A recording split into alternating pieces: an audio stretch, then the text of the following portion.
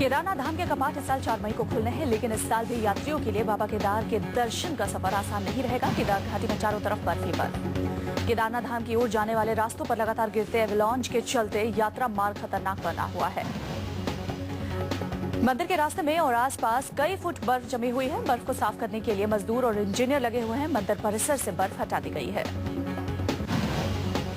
भगवान शिव की उत्सव यात्रा उखी मठ से 30 अप्रैल को रवाना होगी, जो कि 3 मई की शाम केदारनाथ पहुंचेगी। पूजा अर्चना के बाद केदारनाथ के कपाट 4 मई को आम लोगों के लिए खोल दिए जाएंगे। चारों धाम के कपाट हर साल अक्टूबर नवंबर में सर्दियों में श्रद्धालुओं के लिए बंद कर दिए जाते हैं, जो अगले साल अप्रैल मई में दोबारा खोले जाते हैं। 7वें चरण में 9 राज्यों की 89 सीटों पर चुनाव होगा। इस चरण में गुजरात की सभी सीटों पर मतदान होगा। प्रियंका आज प्रचार के आखिरी दिन भी रायबरेली में लोगों से मिलकर सोनिया के लिए मांगेंगी वोट। कांग्रेस उपाध्यक्ष राहुल गांधी आज पंजाब और उत्तर प्रदेश में चुनाव प्रचार कर रहे हैं। राहुल आज पंजाब के बठिंडा, फरीदकोट में जनसभा करेंगे। राहुल गांधी आज यूपी के कानपुर में भी चुनाव प्रचार करेंगे। दोपहर 3 बजे राहुल गांधी कानपुर में कांग्रेस उम्मीदवार श्री प्रकाश शुक्ल के पक्ष में जनसभा करेंगे। रायबरेली में मां सोनिया गांधी का चुनाव प्रचार कर रही प्रियंका गांधी ने मोदी के 56 इंच के सीने वाले बयान पर कसा तंज। रायबरेली में मां सोनिया गांधी का चुनाव प्रचार कर रही प्रियंका गांधी ने मोदी के 56 इंच वाले सीने के बयान पर तंज कसा है। प्रियंका ने कहा है कि देश को 56 इंच के सीने की नहीं बल्कि दरिया जैसे दिल की जरूरत है।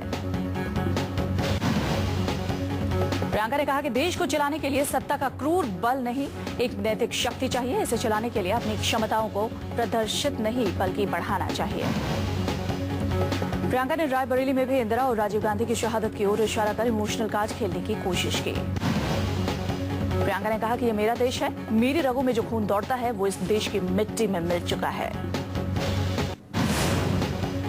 पश्चिम बंगाल के श्रीरामपुर में रैली के दौरान बीजेपी के पीएम पद के उम्मीदवार नरेंद्र मोदी ने शारदा चिट फंड घोटाले को लेकर ममता बनर्जी पर निशाना साधा। मोदी ने शारदा घोटाले का मुद्दा उठाया और कहा कि शारदा सरस्वती का दूसरा नाम है और यहां शारदा एक चिट फंड में बदल गया। मोदी ने कहा कि ममता ने बंगाल के लोगों का सपना तोड़ दिया। मोदी ने आरोप लगाया कि ममता वही कर रही हैं जो वाम दलों ने किया था। मोदी के आरोपों से गुस्से में आए तृणमूल कांग्रेस प्रवक्ता डेरेक ओब्रायन ने ट्वीट कर मोदी को गुजरात का कसाई करार दिया। डेरेक ओब्रायन ने कहा कि अगर मोदी ममता पर लगाए गए आरोपों को साबित नहीं करते तो टीएमसी उनके खिलाफ मानहानि का केस करेगी। बीजेपी का नया दावा, वाड्रा पर जारी की गई वीडियो फिल्म दामाद श्री के नाम से जारी की गई। बीजेपी ने कांग्रेस को वाड्रा के मुद्दे पर चुप्पी साधने पर किया सवाल। कांग्रेस अध्यक्ष सोनिया गांधी और राहुल गांधी को किया कटघरे में खड़ा। बीजेपी ने रॉबर्ट वाड्रा के बहाने सोनिया राहुल पर बोला हमला। बीजेपी ने यूपीए सरकार पर लगाया वाड्रा की मदद का आरोप। बीजेपी ने कांग्रेस के नेताओं पर साधा निशाना, पूछा रॉबर्ट वाड्रा का इकोनॉमी मॉडल क्या है, कैसे वाड्रा की संपत्ति 2-3 लाख से पहुंची 300 करोड़। आरएलडी नेता अमर सिंह ने बीजेपी पर बोला हमला, कहा बिना सबूत के वाड्रा पर निजी हमला करना गलत।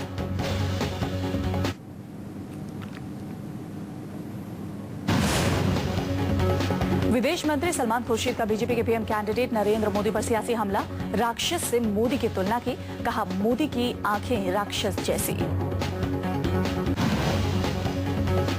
कांग्रेस नेता कपिल सिब्बल ने मोदी पर साधा निशाना, बोले महिला की जासूसी कराने वाले छाती 56 इंच की हो ही नहीं सकती।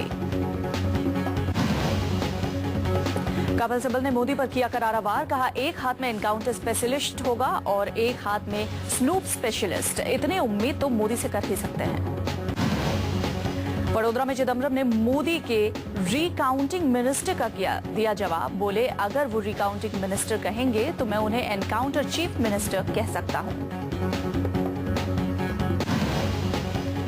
राशिद अल्वी ने बीजेपी के पीएम कैंडिडेट नरेंद्र मोदी के गुजरात मॉडल पर बोला हमला, कहा उनके पास कोई मॉडल नहीं है, उनका एक मकसद सत्ता तक पहुंचना है।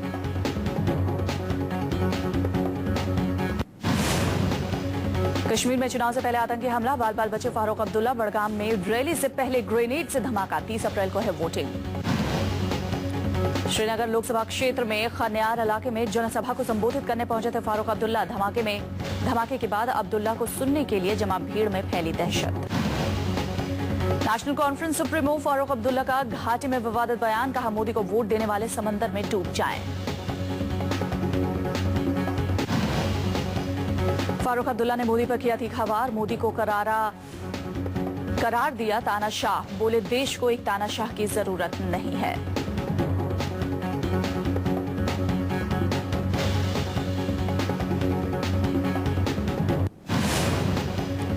कांग्रेस अध्यक्ष सोनिया गांधी के राजनीतिक सचिव अहमद पटेल ने कहा कि सोनिया को कभी भी सरकारी फाइलें नहीं दिखाई गईं। पटेल ने प्रधानमंत्री मनमोहन सिंह के पूर्व मीडिया सलाहकार संजय बारू की किताब में लिखी इस बात को बेबुनियाद बताया कि सोनिया को सरकारी फाइलें दिखाई जाती थी। पटेल का कहना है कि अगर कैबिनेट का कोई सदस्य कहता है कि सोनिया गांधी को फाइलें दिखाई गई तो मैं सार्वजनिक जीवन छोड़ दूंगा।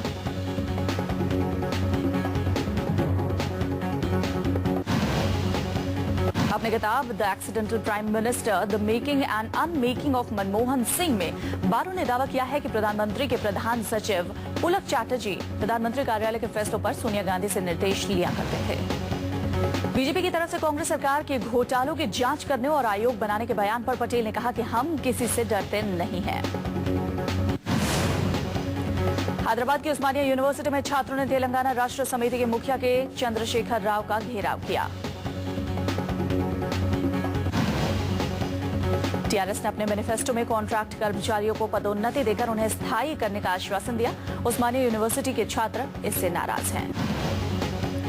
छात्रों का आरोप है कि अगर कॉन्ट्रैक्ट कर्मचारियों को स्थायी कर दिया गया तो उनका भविष्य चौपट हो जाएगा। टीआरएस अध्यक्ष केसीआर अपने चुनाव प्रचार के लिए उस्मानिया यूनिवर्सिटी में बने हेलीपैड के पास उतरे थे, तभी छात्रों ने उन्हें घेर लिया।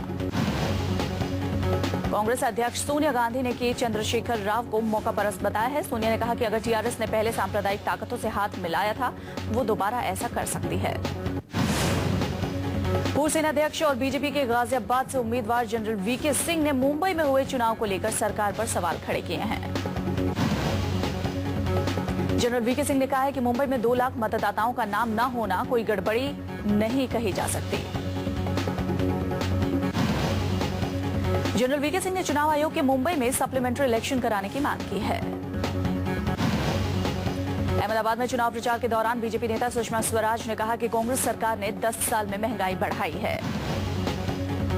सुषमा ने कहा कि महंगाई के बाद कांग्रेस ने भ्रष्टाचार, घोटाले और बेरोजगारी को बढ़ावा दिया है। 26/11 को हुए मुंबई हमले की कड़ियों को जोड़ने के प्रयास में लगी एनआईए ने कुछ गवाहों के बयान दर्ज किए। अमेरिकी जांच एजेंसी एफबीआई और अमेरिकी न्याय विभाग की मदद से एनआईए ने बयान दर्ज किए। अमेरिका ने पहली बार इस मामले में भारत से सहयोग किया। जानकारी का खुलासा न करने को लेकर एफबीआई के साथ हुए समझौते के कारण एनआईए ने उन गवाहों के नाम नहीं बताए जिनके बयान दर्ज किए गए हैं।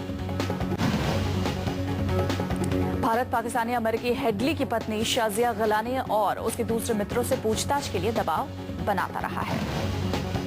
मुंबई आतंकी हमले में 166 लोग मारे गए थे। भारत ने 2010 में अमेरिका के साथ हुए सहयोग समझौते के तहत कुछ गवाहों से पूछताछ की इजाजत मांगी थी। 1999 में करगिल युद्ध के समय भारत के गुस्से का अंदाजा अमेरिका को हो गया था, इसलिए अमेरिका ने पाकिस्तान को पीछे हटने की हिदायत दी थी। अमेरिका में पाकिस्तान के तब के राजदूत रियाज खोखर ने रविवार को यह खुलासा किया। रियाज खोखर के मुताबिक युद्ध के दौरान अमेरिका ने पाकिस्तान को संदेश भेजा था। पाकिस्तानी सैनिकों के नियंत्रण रेखा पर घुसपैठ के करीब 15 साल बाद यह मुद्दा इस्लामाबाद साहित्य महोत्सव में उठा। चर्चा में शामिल लोगों ने माना कि युद्ध को टाला जा सकता था। खोखर ने कहा कि अमेरिकी विदेश विभाग के वरिष्ठ अधिकारियों ने मुझे फोन किया था। खोखर ने कहा कि सेना में इस बात को लेकर आम सहमति थी कि तत्कालीन प्रधानमंत्री नवाज शरीफ को युद्ध के विषय में समुचित जानकारी दी गई थी। महानायक अमिताभ बच्चन की पाकिस्तान जाने की ख्वाहिश जल्द पूरी हो सकती है। पाकिस्तान के पूर्व प्रधानमंत्री चौधरी शुजात हुसैन ने उन्हें पाकिस्तान आने का न्योता दिया है। अमिताभ बच्चन ने पिछले महीने कहा था कि अगर उन्हें बुलाया जाए तो वो अपनी मां के मायके लाहौर आना चाहते हैं। पाकिस्तान आने की अमिताभ की इस दिली ख्वाहिश को देखकर हुसैन ने पत्र लिखकर उन्हें बुलावा भेजा। हुसैन ने अमिताभ को पत्र में लिखा है, आपकी मां का जन्म और लालन पालन पंजाब के फैसलाबाद जिले में हुआ था। आपको यहां आकर उन जगहों को देखना चाहिए। आईफा अवार्ड 2014 का ऐलान। बॉलीवुड के शॉट गन को मिला life time achievement award. IIFA award में फिल्म भाग मिल्खा भाग की रही धूम, टेक्निकल कैटेगरी में जीते 9 अवार्ड। अभिनेत्री दीपिका पादुकोण ने आईफा अवार्ड में बेस्ट एक्ट्रेस का खिताब जीता। दीपिका की बेस्ट एक्ट्रेस की कैटेगरी में 3 फिल्में थी नॉमिनेटेड। दीपिका की 3 फिल्मों में चेन्नई एक्सप्रेस, गोलियों की रासलीला रामलीला और ये जवानी है दीवानी थी नॉमिनेट, लेकिन दीपिका को चेन्नई एक्सप्रेस के लिए मिला बेस्ट एक्ट्रेस का अवार्ड। आशिकी 2 में तुम ही हो को आवाज देने वाले नए गायक अरिजीत सिंह को मिला बेस्ट मेल प्लेबैक सिंगर का अवार्ड। फीमेल में श्रेया घोषाल ने मारी बाजी। एयर इंडिया अपनी संपत्तियों से संसाधन जुटाने की कोशिश कर रहा है। हांगकांग, नायरोबी और मॉरिशस जैसे विदेशी जगहों में अपनी संपत्तियां बेचने पर विचार कर रहा है। अधिकारियों के मुताबिक एयर इंडिया ने इन संपत्ति को बेचने के लिए भारतीय बैंकों और सरकारी कंपनियों से संपर्क करना शुरू किया है। घरेलू हैंडसेट कंपनी लावा ने 3G कॉलिंग टैबलेट आइवरियस रविवार को बाजार में पेश किया है। लावा के इस नए टैबलेट की कीमत 8,499 रुपए है। आइवरियस टैबलेट ने ओपरा, हंगामा म्यूजिक ऐप, व्हाट्सएप जैसे कई फीचर पहले से ही हैं। कंपनी का कहना है कि ये टैबलेट युवाओं और कामकाजी लोगों को ध्यान में रखते हुए पेश किया गया है।